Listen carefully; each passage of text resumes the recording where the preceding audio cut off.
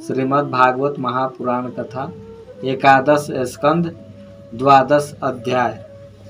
सत्संग की महिमा और कर्म तथा कर्म त्याग की विधि। भगवान श्री कृष्ण बोले, प्यारे उद्धव, अब मैं तुम्हें एक अत्यंत गोपनीय परम रहस्य की बात बतलाऊंगा, क्योंकि तुम मेरे प्रिय सेवक, हितैषी, सुहृद और प्रेमी सखा हो, साथ ही सुनने के भी इच्छुक हो। प्रिय उद्धव, जगत में जितनी आसक्तियां हैं उन्हें सत्संग नष्ट कर देता है। यही कारण है कि सत्संग जिस प्रकार मुझे बस में कर लेता है, वैसा साधन न योग है, न सांख्य है, न धर्म पालन है और न स्वाध्याय है। तपस्या, त्याग, इष्ट पूर्त और दक्षिणा से भी मैं वैसा प्रसन्न नहीं होता। कहाँ तक कहूँ, व्रत, यज्ञ, वेद, तीर्थ और यम नियम भी सत्संग के समान मुझे बस में करने में समर्थ नहीं है। निष्पाप उद्धव जी, यह एक युग की नहीं, सभी युगों की एक सी बात है। सत्संग के द्वारा ही दैत्य, राक्षस, पशु, पक्षी, गंधर्व, अप्सरा, नाग, सिद्ध, चारण, गुहक और विद्याधरों को मेरी प्राप्ति हुई है। मनुष्यों में वैश्य, शूद्र, स्त्री और अनतज्य आदि रजोगुणी तमोगुणी प्रकृति के बहुत से जीवों ने मेरा परम पद प्राप्त किया है। वृत्रासुर, प्रहलाद, वृषपर्वा, बलि, बाणासुर, मय, दानव, विभीषण, सुग्रीव, हनुमान, जामवान, गजेंद्र, जटायु, तुलाधार, बैस, धर्मव्याध, कुब्जा, ब्रज की गोपियां, यज्ञ पत्नी और दूसरे लोग भी सत्संग के प्रभाव से ही मुझे प्राप्त कर सके हैं। इन लोगों ने न तो वेदों का स्वाध्याय किया था और न तो विधि पूर्वक महापुरुषों की उपासना की थी। इसी प्रकार उन्होंने कृचंद्र, चांद्रायण आदि व्रत और कोई तपस्या भी नहीं की थी। बस केवल सत्संग के प्रभाव से ही मुझे प्राप्त हो गए। गोपिया, गाये, यमला, अर्जुन आदि वृक्ष, ब्रज के हरिण आदि पशु, कालिया आदि नाग, ये तो साधन साध्य के संबंध में सर्वथा ही मूढ़ बुद्धि थे। इतने ही नहीं, ऐसे ऐसे और बहुत हो गए हैं जिन्होंने केवल प्रेम पूर्वक भाव के द्वारा ही अनायास मेरी प्राप्ति कर ली और कृत्य हो गए।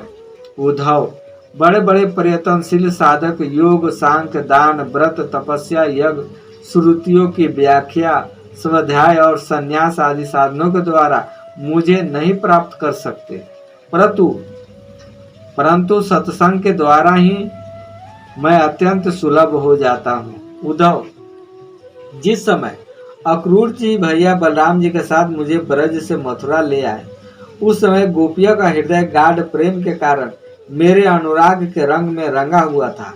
मेरे वियोग की तीव्र व्याधि से वे व्याकुल हो रही थी और मेरे अतिरिक्त कोई भी दूसरी वस्तु उन्हें सुख कारक नहीं जान पड़ती थी। तुम जानते हो कि मैं ही उनका एकमात्र प्रियतम हूँ। जब मैं वृंदावन में था तब उन्होंने बहुत सी रात्रियां, वे रास की रात्रियां मेरे साथ आधे क्षण के समान बिता दी थी, परंतु प्यारे उद्धव, मेरे बिना वे ही रात्रियां उनके लिए एक एक कल्प के समान हो गई। जैसे बड़े बड़े ऋषि मुनि समाधि में स्थित होकर तथा गंगा आदि बड़ी बड़ी नदियां समुद्र में मिलकर अपने नाम रूप खो देती है, वैसे ही वे गोपियां परम प्रेम के द्वारा मुझमें इतनी तन्मय हो गई कि उन्हें लोक परलोक शरीर और अपने कहलाने वाले पति पुत्र की भी सुध बुध नहीं रह गई थी। उद्धव, उन गोपियों में बहुत सी ऐसी थी जो मेरे वास्तविक स्वरूप को नहीं जानती थी। वे मुझे भगवान न जानकर केवल प्रियतम ही समझती थी और जार भाव से मुझसे मिलने की आकांक्षा किया करती थी। उन साधनहीन सैकड़ों हजारों अबलाओं ने केवल संग के प्रभाव से मुझ पर ब्रह्म परमात्मा को प्राप्त कर लिया। इसलिए उद्धव, तुम श्रुति, स्मृति, विधि, निषेध, प्रवृत्ति, निवृत्ति और सुनने योग तथा सुने हुए विषयों का भी परित्याग करके सर्वत्र मेरे ही भावना करते हुए समस्त प्राणियों के आत्मस्वरूप मुझ एक के ही शरण में संपूर्ण रूप से ग्रहण करो, क्योंकि मेरी शरण में आ जाने से तुम सर्वथा निर्भय हो जाओगे। उद्धव जी ने कहा, सनकादिक योगेश्वरों को भी परम योगेश्वर प्रभु, यो तो मैं आपका उपदेश सुन रहा हूँ, परंतु इससे मेरे मन का संदेह मिट नहीं रहा है। मुझे स्वधर्म पालन करना चाहिए या सब कुछ छोड़कर आपकी शरण ग्रहण करनी चाहिए? मेरा मन इसी दुविधा में लटक रहा है। आप कृपा करके मुझे भली भांति समझाइए। भगवान श्री कृष्ण ने कहा, प्रिय उद्धव, जिस परमात्मा का परोक्ष रूप से वर्णन किया जाता है वे साक्षात अपरोक्ष प्रत्यक्ष ही हैं, क्योंकि वे ही निखिल वस्तुओं को सत्ता स्फूर्ति जीवन दान करने वाले हैं। वे ही पहले अनाहत नाद स्वरूप पराबाणी नामक प्राण के साथ मूलाधार चक्र में प्रवेश करते हैं। उसके बाद मणिपूरक चक्र में आकर पश्यंती वाणी का मनोभय सूक्ष्म रूप धारण करते हैं। तदंतर कंठ देश में स्थित विशुद्ध नामक चक्र में आते हैं तथा वहाँ माध्यमा वाणी के रूप में व्यक्त होते हैं। फिर क्रमशः मुख में आकर हस्व दीर्घास्व मात्रा उदात और अनुदान आदि स्वर तथा ककरादि वर्णारूप स्थूल बैखरी वाणी का रूप ग्रहण कर लेते हैं। अग्नि आकाश में उष्मा अथवा विद्युत के रूप में अव्यक्त रूप में स्थित है। जब बलपूर्वक काष्ठ मंथन किया जाता है तब वायु की सहायता से वह पहले अत्यंत सूक्ष्म चिंगारी के रूप में प्रकट होती है और फिर आहुति देने पर प्रचंड रूप धारण कर लेती है। वैसे ही मैं भी शब्द ब्रह्म स्वरूप से क्रमशः परापश्यंती मध्यमा और बैखरी वाणी के रूप में प्रकट होता हूँ। इसी प्रकार बोलना, हाथों से काम करना, पैरों से चलना, मुतेंद्रिय तथा गदा से मलमूत्र त्याग करना, गुदा से मलमूत्र त्याग करना, सूंघना, चखना, देखना, छूना, सुनना, मन से संकल्प विकल्प करना, बुद्धि से समझाना, अहंकार के द्वारा अभिमान करना, महत्त्व के रूप में सबका ताना बाना बुनना और सत्व गुण, रजोगुण और तमोगुण के सारे विकार कहाँ तक कहूँ, समस्त कर्ता करण और कर्म मेरी ही अभिव्यक्तियां हैं। यह सबको जीवित करने वाला परमेश्वर ही इस त्रिगुणमय ब्रह्मांड कमल का कारण है। यह आदि पुरुष पहले एक और अव्यक्त था।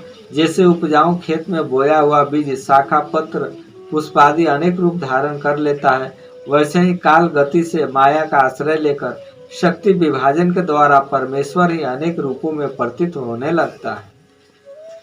जैसे तागों के ताने बाने में वस्त्र ओतप्रोत रहता है, वैसे ही सारा विश्व परमात्मा में ओतप्रोत है। जैसे सूत के बिना वस्त्र का अस्तित्व नहीं, किंतु सूत वस्त्र के बिना भी रह सकता है, वैसे ही इस जगत के न रहने पर भी परमात्मा रहता है, किंतु यह जगत परमात्मा स्वरूप ही है। परमात्मा के बिना इसका कोई अस्तित्व नहीं है।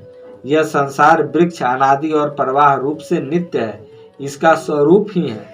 कर्म की परंपरा तथा इस वृक्ष के फल फूल है मोक्ष और भोग। इस संसार वृक्ष के दो बीज है, पाप और पुण्य, असंख्य वासनाएं जड़े और 3 गुण तने हैं।